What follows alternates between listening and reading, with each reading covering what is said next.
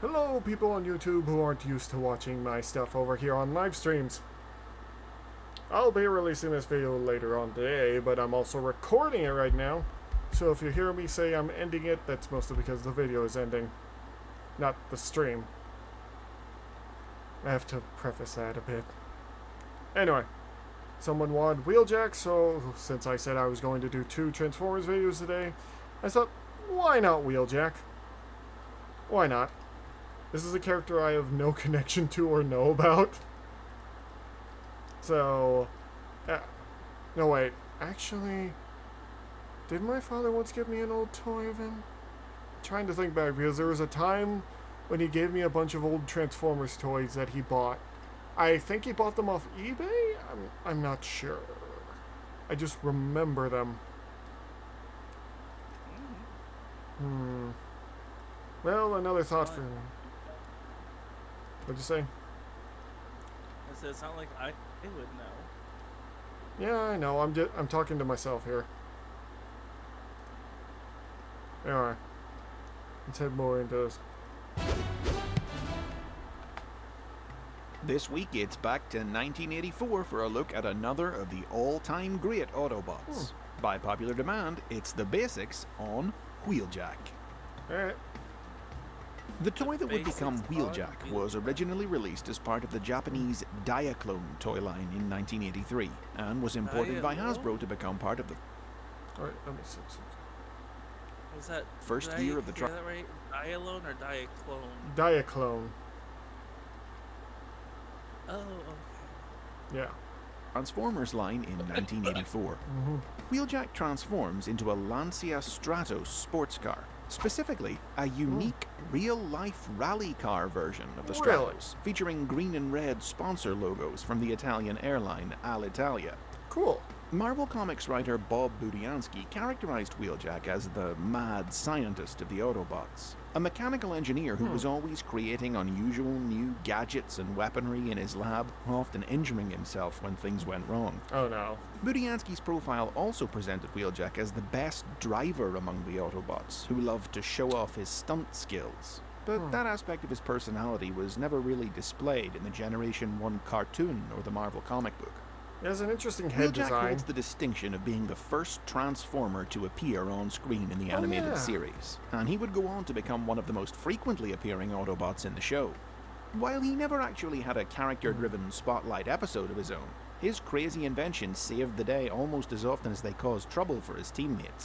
Whether it was the paralyzing immobilizer, which was stolen by the Decepticons, an anti-transfixation grenade that freed the Autobots after the Decepticons had trapped them in vehicle mode, or Dominator discs to control the Decepticon combiner Devastator, to name just a few. And that's without mentioning his most famous creations, the Dinobots, built together with his frequent collaborator Ratchet. Wheeljack's unique skill set ensured that he remained a prominent cast member right up to the end of the cartoon's second season, by which point the majority of the other characters from the 1984 lineup had drifted to the sidelines. But the discontinuation of his toy in 1986 led him to be killed off in the Transformers the movie. Damn.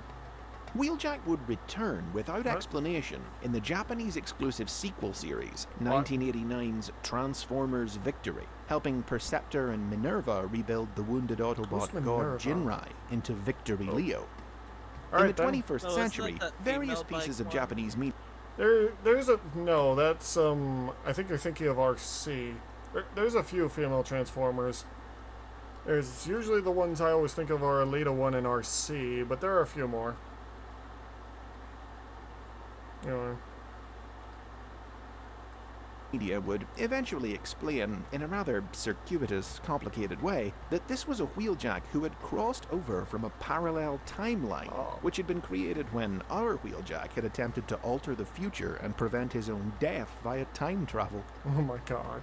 As compared to the cartoon, Wheeljack wasn't such a major character in the early years of the Marvel comic book, but his scientific skills did come into play several times, perhaps most notably in the creation of the Combiner teams, the Aerial Bots, and the Protectobots. Oh, he made those Curiously, too? it was only after his toy had been discontinued that he played his Sounds biggest like a role mad in the comic, scientist. when he became the primary voice Kinda, of yeah. dissension during Grimlock's tyrannical rule of the Autobots, Oh. even calling in his old friend Skylynx to help him subvert the Dinobot commander's leadership. Wheeljack would eventually be phased out of the comic as well, but when his Damn. original toy was re-released in 1990 as part of the Classics range of reissues in Europe and Australasia, it led to his return in the pages of the UK version of the series as part of Grimlock's new Earth Force team. The what? The same year, a non-transforming Action Master Action figure of him was Masters. also released, packaged with a turbo racer that converted from car to jet, inspiring his reappearance in the final few issues of the US series as well. Alright then. Wheeljack was absent from Transformers for the remainder of the 1990s, with the first new incarnation of him debuting Armada. in 2002's Transformers Armada. But like most Armada characters who shared the names of classic bots, I don't remember this new this one. Wheeljack had nothing to do with the original. I honestly don't remember this Wheeljack whatsoever from the show. And Armada is really the thing I mostly watched when it comes to Transformers as a kid. I don't remember him being there at all. Designed to resemble Generation 1's Oh, Sideswipe, I kinda and do his armed animated with version. ninja-like powers that allowed him to cast illusions of himself and appear and disappear at will, Armada Wheeljack was a former Autobot who had once been friends with Hotshot back during the war on Cybertron.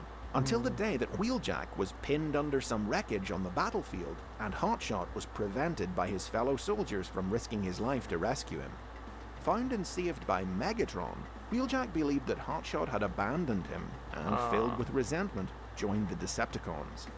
He came to Earth during the Armada cartoon to seek revenge on Hotshot, but old friendships died hard, and the two were eventually able to set their differences aside and join forces once more against the threat of Unicron. Nice.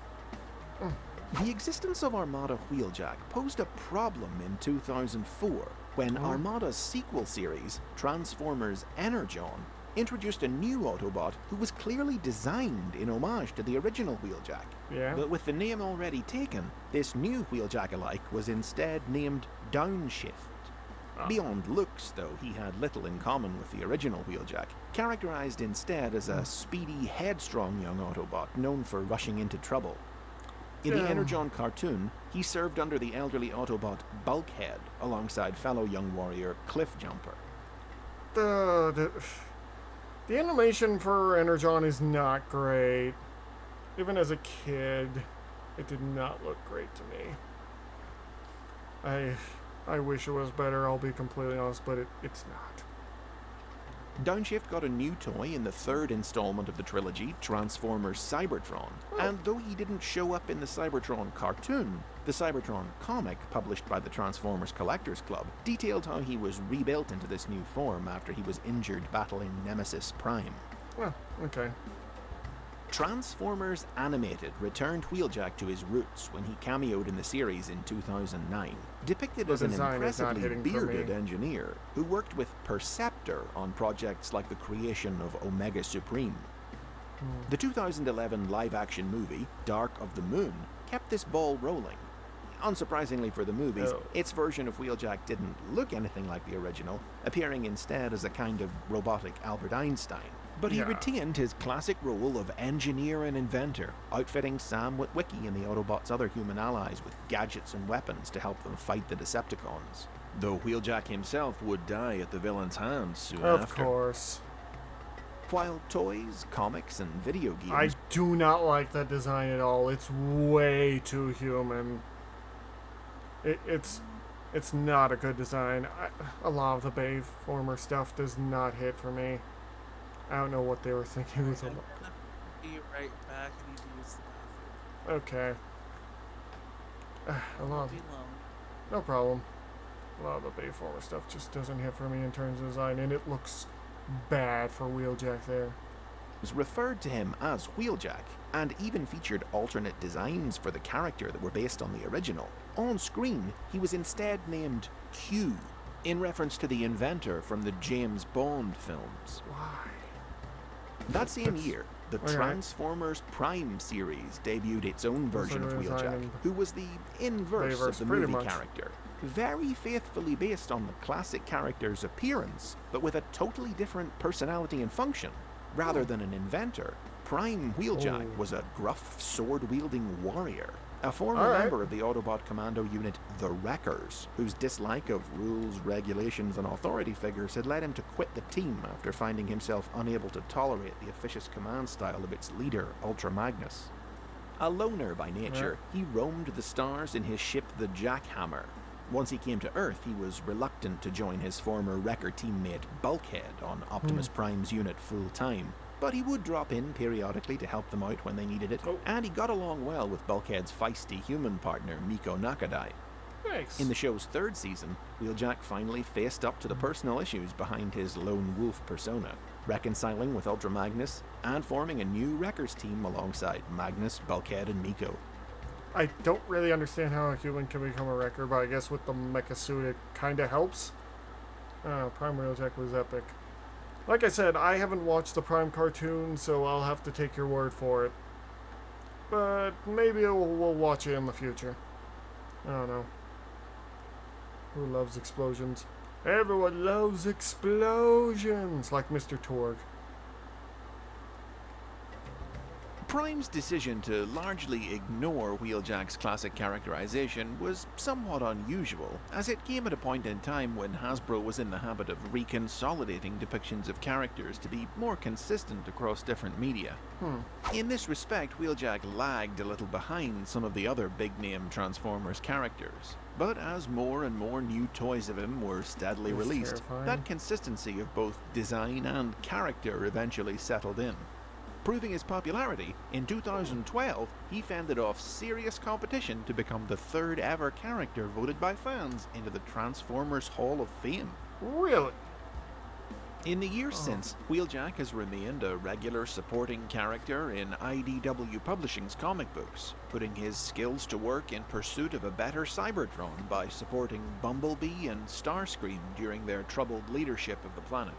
And he recently went out a hero, sacrificing his life to activate the teleporter that saved the entire population of the planet Elonia from Unicron. The newest version of Wheeljack, seen in the Transformers Cyberverse animated series, remains true to the Generation 1 character, with the beard of his animated incarnation for good measure. And word is he'll also be putting in an appearance in the upcoming live-action Bumblebee movie. No doubt with a design much closer in appearance to his G1 self than he had in Dark of the Moon. Can I just say something? I do love a lot of the designs in this series, specifically in Cyberverse, but from what I've seen of the toys, they don't really look like them, so... And they're only like one-step Transformers, so I kind of hate them. Despite how popular he's proven himself to be, Wheeljack didn't win the 2018 fan poll that would have ensured him a new toy in the War for Cybertron Siege series. Damn. But given that the theme of the Siege line is Cybertronian alternate modes, and that Wheeljack was one of only a small handful of characters who had such a mode all the way back in the original cartoon, personally speaking, the chance to create Welcome a toy of that design is one I'd be surprised to see Hasbro pass up. And those are the basics on Wheeljack. Leave a comment. So, I think Wheeljack's kind of cool. I like his overall design. And he has a very different head than most Transformers, which I find interesting. But overall, what do you guys think of Wheeljack overall? Why'd I say overall twice? I don't know. Don't pay attention to me. I mean,